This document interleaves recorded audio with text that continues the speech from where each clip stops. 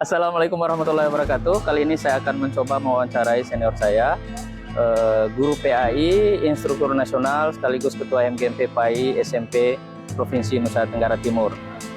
Mudah-mudahan wawancara ini bermanfaat untuk sobat pembelajar dan sobat-sobat perspektif Ardiwan. Check it out. Kita akan meminta pandangan-pandangan beliau, karena beliau ini seorang praktisi, ya, seorang guru.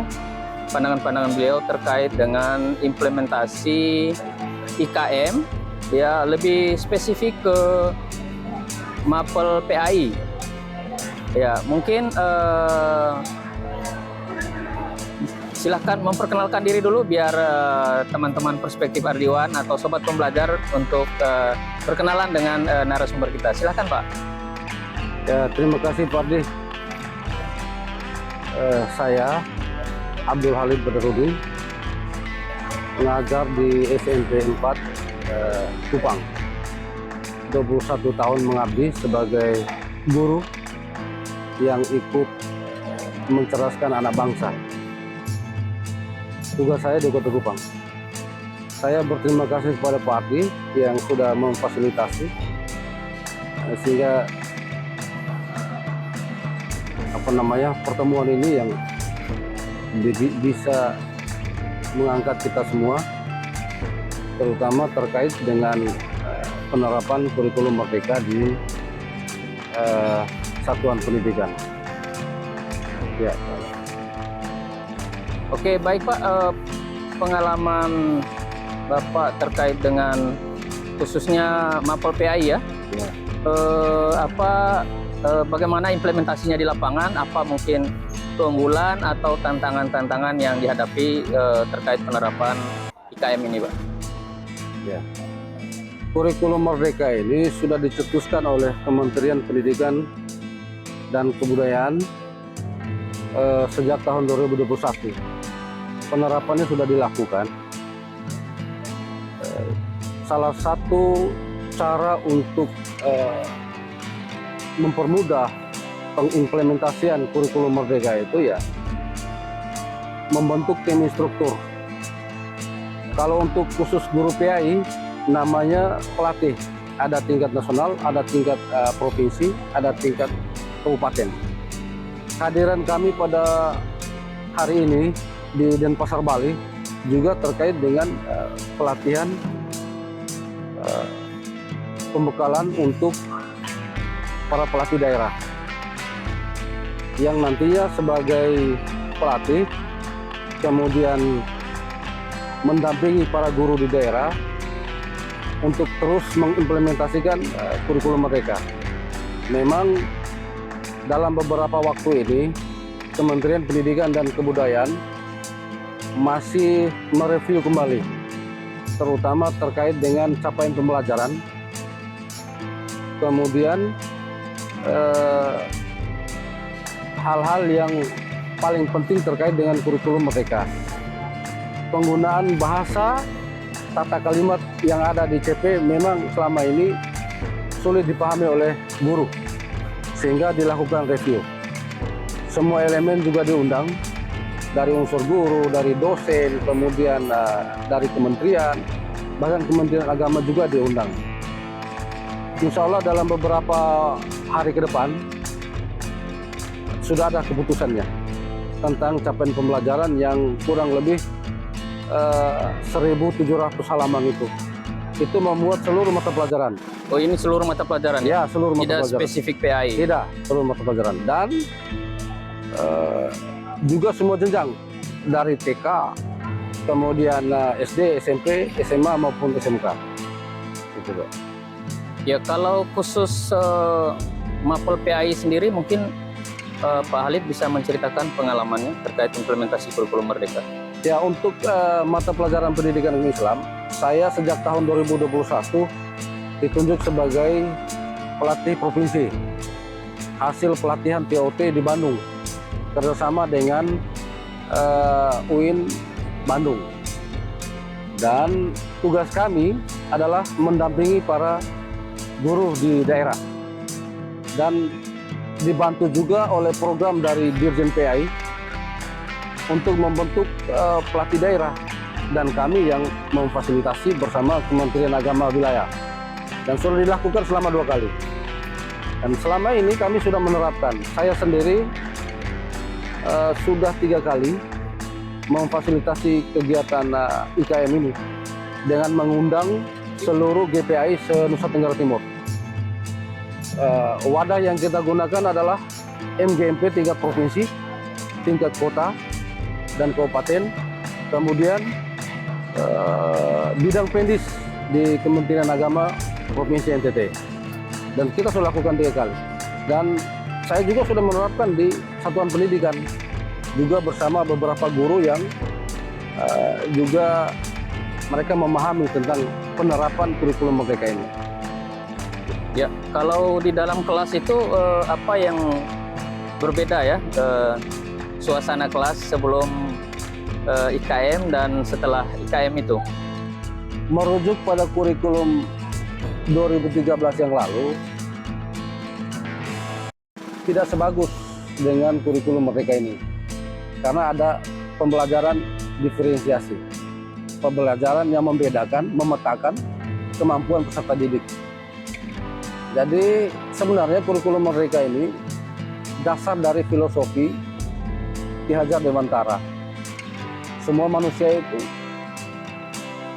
terlahir memiliki kodrat masing-masing, sehingga guru mengajar siswa itu sesuai kodrat. Ibarat ajarilah ikan untuk berenang, jangan ajari ikan untuk memanjat, seperti itu. Kemudian cara membedakan perbedaan antara satu siswa dengan siswa yang lain itu ada 2. Pertama, dilakukan analisis diagnostik kognitif maupun non kognitif. Yang kedua, melalui formatif maupun sumatif. Yang pertama, kita ingin membedakan gaya belajar siswa, kemudian minat belajar siswa, latar belakang orang tua, dan sebagainya. Itu menggunakan analisis non-kognitif. Ada instrumennya. Kemudian dari hasil analisis itu kita bisa petakan. Ternyata siswa yang jumlahnya sekian, dia dikelompokkan pada auditori. Kemudian kelompok visual, ada kinestetik, ada juga kelompok gaya belajar baca tulis. Setelah kita mendapatkan sejumlah informasi terkait dengan gaya belajar peserta didik ini, kita memulai pembelajaran sesuai dengan kodratnya masing-masing, sesuai dengan minat, sesuai dengan gaya belajar masing-masing. Ketika siswa yang memiliki gaya belajar auditori, saat kita memberikan pembelajaran, ya menggunakan materi-materi auditori yang sudah disiapkan oleh guru, medianya adalah handphone. Berikan mereka handphone, kemudian handset, kemudian dengar materi-materi yang rekaman dalam handphone itu. Begitupun yang visual, beri mereka handphone, kemudian masukkan materi-materi terkait dengan video visual, sehingga mempercepat proses pembelajaran dan mereka mudah memahami materi. Begitu pula yang kinestetik. Yang kinestetik ini boleh dilakukan pembelajaran dalam kelas, boleh juga di luar. Jika di luar, ya paling tidak kita meminta bantuan wali kelas untuk ikut bersama-sama memantau perkembangan. Jika anak-anak yang kinestetik bergabung dengan yang visual dan auditori, jelas pasti akan mengganggu. Ada pula anak-anak yang menggunakan bahasa tulis, dia memahami materi ketika nulis dulu baru baca. Gitu. Kita berikan fasilitas seperti ballpoint, pena, kemudian kertas untuk dia tuliskan materi itu, kemudian dikuasai. Itulah pembelajaran diferensiasi, dipetakan menurut gaya belajar dan minatnya masing-masing. Nah itu Pak, untuk proses pemetaannya sendiri itu bagaimana dilakukan? Nah, proses pemetaan itu melalui instrumen yang kita siapkan tadi, instrumen non-kognitif, untuk menjaring data-data mereka terkait dengan gaya belajar. Misalnya, kita bertanya kepada peserta didik, kamu senangnya materi apa? Ada yang bilang misalnya materi agama, B materi olahraga, kemudian yang C bebas. Yang jawab A misalnya materi agama, mungkin dia bisa pada minat dan gaya belajar visual atau auditori. Gitu. Yang jawab B misalnya lebih banyak menjawab B, dia bisa dipetakan sebagai siswa yang punya gaya belajar kinestetik. Gitu. Begitu benar. Jika dalam instrumen itu, jika peserta didik menjawab banyak, lebih menjawab A, berarti dia gaya belajarnya auditori. Lebih banyak B, visual. Yang lebih jawab banyak C, itu kinestetik. Hasil peta itu kita juga membuat bahan ajar dengan 3 gaya ini, sehingga kita tidak rambang semuanya. Konsep adil pada peserta didik tidak seharusnya memberikan materi yang sama dengan gaya yang sama. Adil adalah jika memberikan kita materi kepada mereka itu sesuai dengan minat dan gaya belajar mereka agar dapat dipahami secara baik. Begitu. Apa itu tujuan pembelajarannya tercapai ya Pak? Ya, sudah diuji cobakan berkali-kali itu. Saya sendiri sudah melakukan itu dan beberapa teman yang notabene sudah memahami bagaimana menerapkan kurikulum mereka belajar. Dan juga beberapa teman di guru penggerak juga. Di sekolah saya ada beberapa guru penggerak yang sudah menerapkan itu. Sudah teruji itu Pak. Oke, baik Pak Khalid, terima kasih atas waktunya, luar biasa sekali wawancara singkat ini. Yang terakhir mungkin ada closing statement. Kira-kira apa kendala ya daripada pengimbasan kurikulum Merdeka ini kepada rekan-rekan guru yang lain? Masalah umum itu Pak, kesulitan guru untuk menerima kurikulum Merdeka ini karena terlalu cepat. Gitu. 2013 belum selesai, kemudian masuk kepada kurikulum Merdeka. Kemudian setelah dilakukan analisis, sebenarnya keengganan oleh guru ini itu sebenarnya ketidakinginan, tidak punya motivasi untuk belajar sebenarnya. Itu antara lain ya? Ya, salah satunya tidak ada motivasi untuk berubah dan belajar. Saya sendiri sejak awal itu berat terima. Ketika saya untuk terus belajar tentang kurikulum Merdeka, akhirnya saya mengerti Pak. Mengerti. Yang pertama. Yang kedua, banyak yang menganggap bahwa kurikulum Merdeka ini hanya bisa diterapkan pada sekolah-sekolah yang memiliki fasilitas unggul. Sebenarnya tidak. Kurikulum Merdeka ini fleksibel Pak. Di sekolah yang minim fasilitas pun bisa dilakukan, sepanjang guru memiliki inovasi. Kemudian ada juga yang menganggap bahwa perubahan kurikulum adalah tujuan. Itu anggapan yang keliru. Yang sebenarnya itu adalah kurikulum ini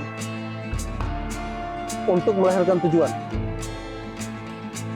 Jadi tujuan pembelajaran kita di masing-masing satuan pendidikan itu dibantu dan di-backup oleh kurikulum mereka ini.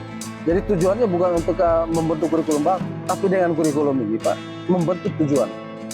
Ada pula yang menganggap bahwa harus menunggu pelatihan, baik dari tingkat nasional, kementerian maupun daerah.